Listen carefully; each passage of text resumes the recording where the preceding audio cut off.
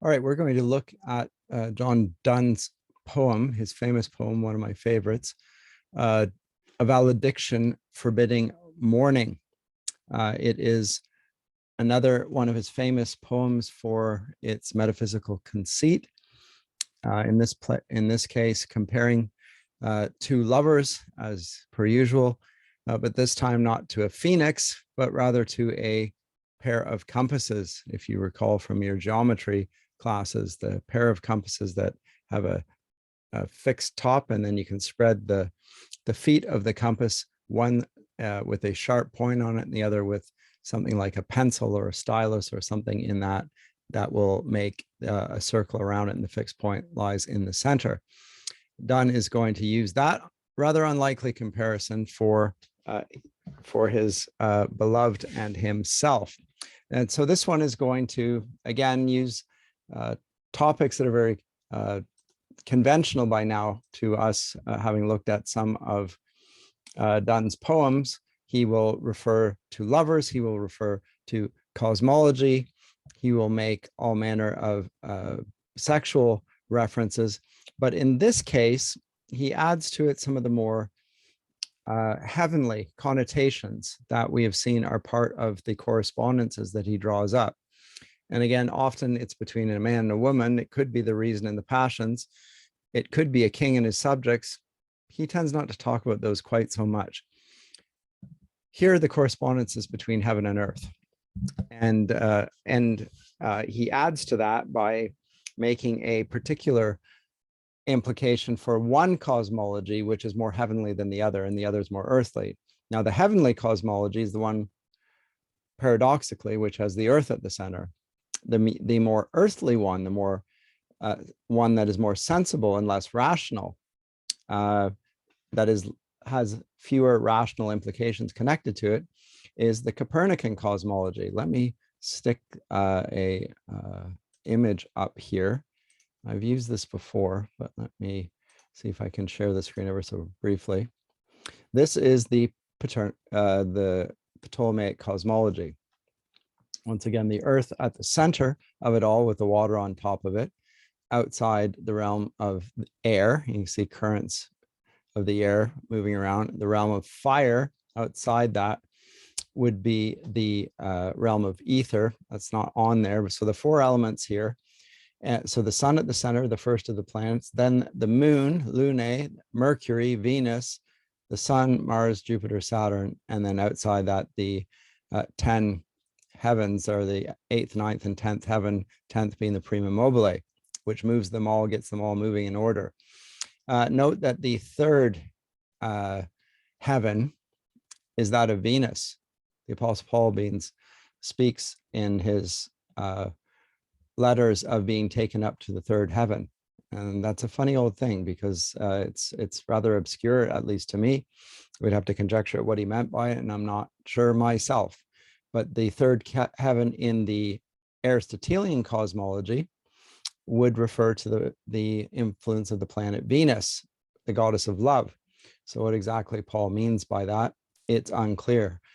Lewis will talk about it in his Paralandra, and talk about it in comparative terms there.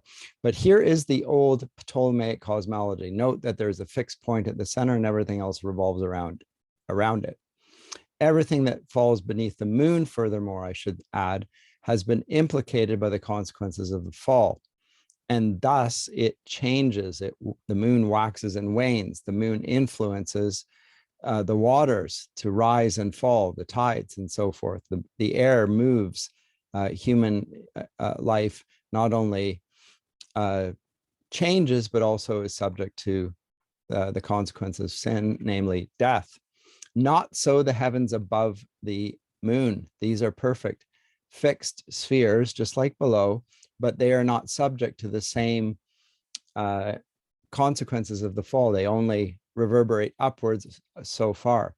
So the moon, which is part of the planet that it actually does orbit the earth, unlike the rest that we know in the Copernican model orbit the sun, the moon is implicated in the fall. And so to be under the influence of the moon, the lunae is to be a lunatic. it makes people mad. Again, and a malign consequence of that. But all of the planets here, from Saturn on down, have an influence on what happens down below them. And outside of the created universe, above the heaven of heavens, because that's what we have up here in the 8th, 9th, and 10th. These are the heaven of heavens. There is God's residence. Remember, God's being is uncreated being. He is. He was and he will be. He is eternal. His being is not like our being. It's not like the being of the heavens. It's not like the being of the earth, although these have being by virtue of the fact that he, the creator, gave them their being. And outside the created universe, in the kingdom of heaven, the Caelum Imperium, habitaculum Dei et omnium electorum, the empire of heaven, the habitation of God and all the elect. This is outside the created cosmos, for which reason it is a place that you are outside of. So this is a thing that C.S. Lewis is at pains to illustrate, and I think it's a wonderful explanation when he's talking about the heavens in the middle of the discarded image. He talks about the fact that a medievalist, when he looked up at the stars at night, would not have thought himself, although looking up to be sure, would not have thought himself to be looking out. He would have thought himself to be looking in, because he was looking to the thing of greater reality than his. He's outside that reality. You don't think when you're thinking of what is the most real thing, you don't think if it's away from you that you are on the inside and it's on the outside, rather the other way around. You're on the outside of the kingdom of heaven. It's like a great, remember in Book of Revelation, it's presented as a city as well, the heavenly Jerusalem. And so it is a heavenly city, and he's on the outside of that, which you'll see in Bunyan's Pilgrim's Progress. He will have the same idea of it there. But it's an intellectualized view of cosmology, connected the orders of the angels and so forth. At any rate, Donne has that in his mind here, and fix that in your mind when we go back to the poem, that the earth, it does not move here. And this is essential to understanding the poem. Let me get to the poem then. A valediction forbidding mourning. Again, it's using the courtly love conventions of the lover and his beloved. But in this case, it is going to, rather than using the erotic imagery that we have been got used to with Mr. Donne, this time it's going to move rather more spiritually and suggest agape love. There's no physical aspect to their love, in fact. Let me come to the poem. A valediction forbidding mourning. Let me say, first of all, a valediction. This is, people know this word from a valedictorian, somebody who gives a farewell address. And that's what is happening here. Some scholars conjecture that John Donne is giving his valediction to his wife, Anne Donne. Who knows? Not sure it particularly matters. I don't like situating the poems in a author's biography. It's not, if it's not necessary, if we don't know for sure. And again, this poem was published like the others in 1633. So it's pure speculation. But it is saying farewell, but it's for farewell forbidding mourning. Why? If you're going to leave your beloved, of course you're going to mourn. That's not how the poem begins. Let me read it. It is a series of 4-line stanzas, consistent throughout. Let me read. As virtuous men pass mildly away and whisper to their souls to go, whilst some of their sad friends do say the breath goes now, and some say no, so let us melt and make no noise, no tear floods nor sigh tempests move. 'Twere profanation of our joys to tell the laity our love. Moving of the earth brings harms and fears. Men reckon what it did and meant. But trepidation of the spheres, though greater far, is innocent. Dull, sublunary lovers' love, whose soul is sense, cannot admit absence, because it doth remove those things which elemented it. But we, by a love so much refined that ourselves know not what it is, enter assured of the mind care less, eyes, lips, and hands to miss. Our two souls, therefore, which are one, though I must go, endure not yet a breach, but an expansion, like gold to airy thinness beat. If they be two, they are two so as stiff twin compasses are two. Thy soul, the fixed foot, makes no show to move, but doth if the other do. And though it in the center sit, yet when the other far doth roam, it leans and hearkens after it, and grows erect as that comes home. Such wilt thou be to me, who must, like the other foot, obliquely run. Thy firmness makes my circle just, and makes me end where I begun. Now, please note the extraordinary metrical, or at least the rhyme regularity in the poem. Away, go, say, no, noise, move, joys, love, fears, meant, spheres, innocent. On and on throughout. A, B, C, D, C, D. Alternating lines throughout the entirety of the poem. Roughly speaking, the poem is written in iambic tetrameter for the most part. I would say not wholly, but for the most part, it's written in iambic tetrameter. The poem sticks with a relatively regular meter with iambs, and again with 4-line stanzas, and furthermore with the strong rhyme scheme consistent throughout. So there's a great deal of more regularity in this poem than there are in most of Donne's poetry, and certainly the poems that we've looked at thus far. Let me put this back up. I don't know why I bothered getting rid of the share screen there. Having said all that, there are breaches in the meter. I said that there's, in general, iambs. That is an unstressed syllable followed by a stressed syllable. As virtuous men pass mildly away. There's a few anapests in there. Virtuous men pass mildly away, but in general, the beat is on the second foot. And so it maintains the dominant metrical sense that we are dealing with iambic tetrameter. And that is fairly consistent until we get to the third stanza, which is in some ways key, but maybe it's just because I am biased on this. I find it extraordinary.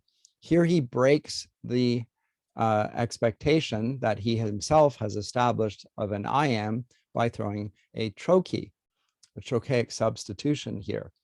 And the stress is on the first syllable, which breaks the sense of regularity. Now, the breach of regularity in a highly regular poem is arresting. It makes us attend to what is going on here, and what is going on here is a reference to a cosmology that he has already, in the first anniversary, said casts all in doubt. New philosophy casts all in doubt. The element of fire is quite put out. The sun and the earth, right? Moving of the earth brings harms and fears. Well, in the Ptolemaic cosmology, the earth doesn't move. It's the fixed point at the center. Everything else moves. And in that cosmology, and remember, he's already established in the first two stanzas, which I'll return to, that she ought not to show any disturbance. She ought not to be moved. Her passions should not show. She should be quiet, etc. That is contradistinguished here to the cosmology in which the earth would move. And that, as I say, is the new cosmology of Nicholas Copernicus, the one that Galileo ends up establishing. Compare that to the other cosmology, which comes immediately on its heels, but trepidation of the spheres, though greater far, is innocent. Now, there's a play on words here. Here he speaks of harms and fears. Innocent, the root of innocent in Latin, nocere, is to harm. But here it's not harmful, it's harmless. it's greater and it's harmless. There's no harm. There's no consequences of the fall in this cosmology. And the trepidation of the spheres is the celestial music of the heavens. That's in the cosmology in which the earth doesn't move. But in the cosmology of the earth that does move, it creates harms and it creates fears and it creates confusion. Men reckon what it did and meant. Whereas this second one is that. So he builds this idea of not moving spiritual perfection. That's established in the third stanza. Let me go back to the beginning. That's now how he opens it. He opens the poem with the word as. Now, as you will know from your high school, you don't learn a lot of poetic devices in high school, but everyone's introduced to the idea of a simile.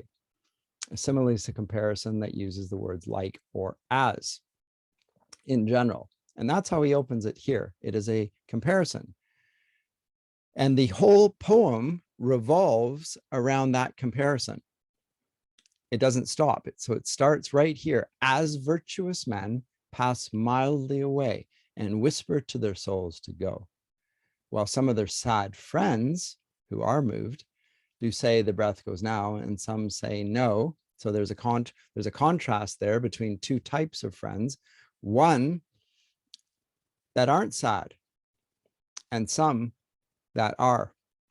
And both of them, it may be disputing about the breath going, and some it might be a comment on the soul going. No, the soul is not going. But at any rate, these are virtuous men. These are men, manly men. These are men of virtue, which I think we know sufficiently to this day. These are men of Christian virtue. That's why they are willing to let their souls go, because they know where their souls are going. They're going to be with God. Now, the soul here is not thinking of a disembodied entity per se, which is when you get philosophers now, they start talking about the soul as a rational substance or a thinking substance in Cartesian terms. I don't think that's what meant here. It's what we share in common with God, the rationality. Of course, the rationality in this, which is essential to our own personhood, is going to be with God, who is also a rational being. Whereas the physical being, which is not particularly true of God, other than the incarnation, is not going to be there.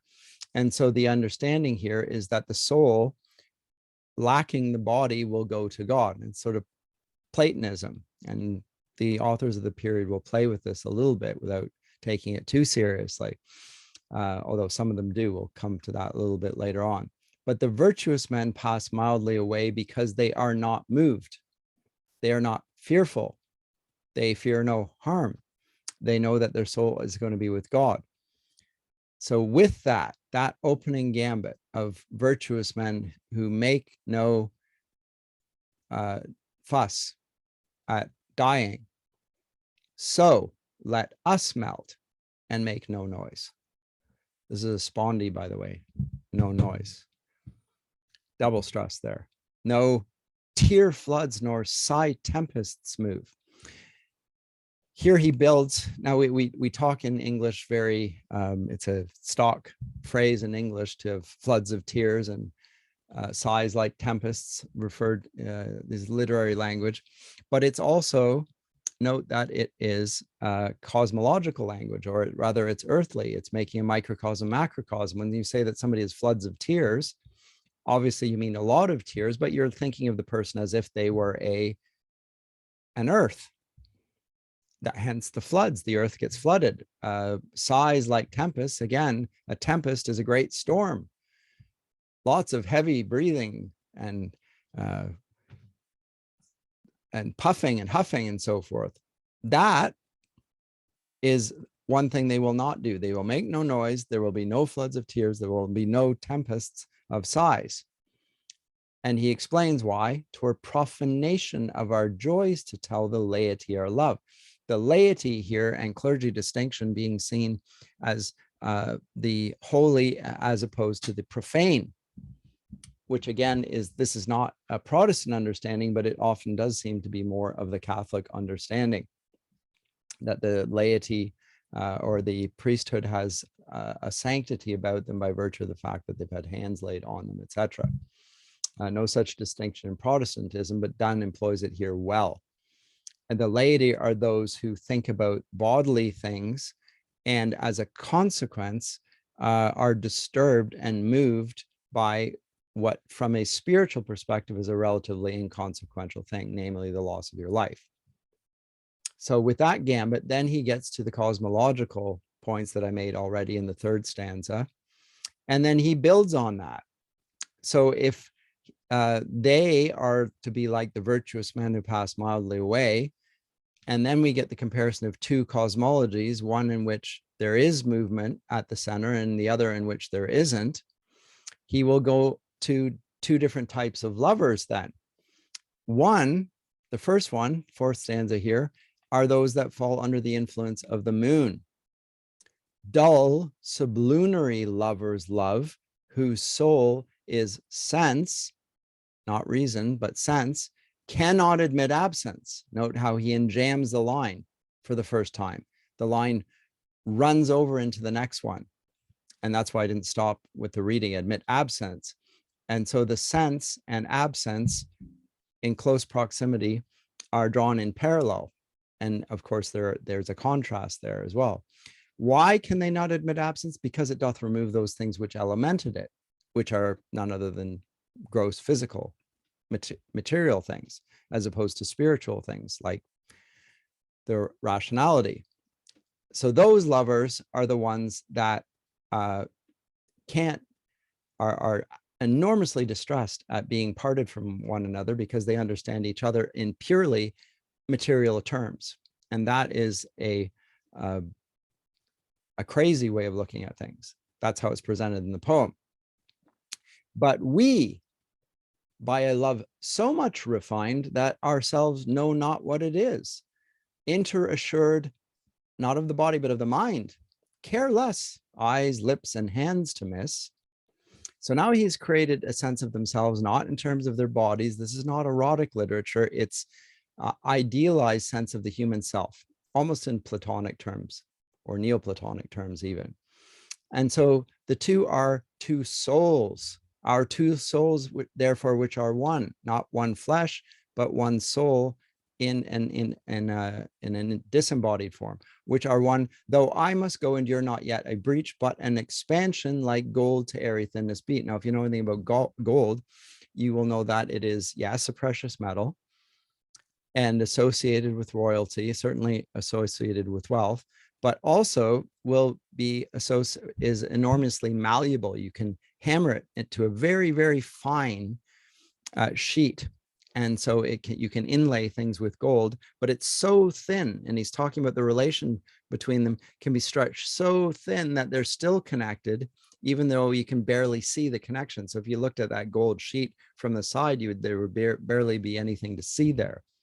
If you flipped it around, of course, it would be. But if you looked at it from the side angle, so to airy thinness beat, as if there was nothing there but air. Now, I want to go back to the picture here of the, oh, there we go. I want you to know something. This is a little bit clever. I picked this up years ago. This symbol here for Solus, for the sun, is a circle with a dot in the middle. And that symbol in alchemy is the symbol of gold, unsurprisingly associated with the sun, which is often golden and light, and the light reflects off it and so forth. But that's the symbol in alchemy. Very interesting, I think.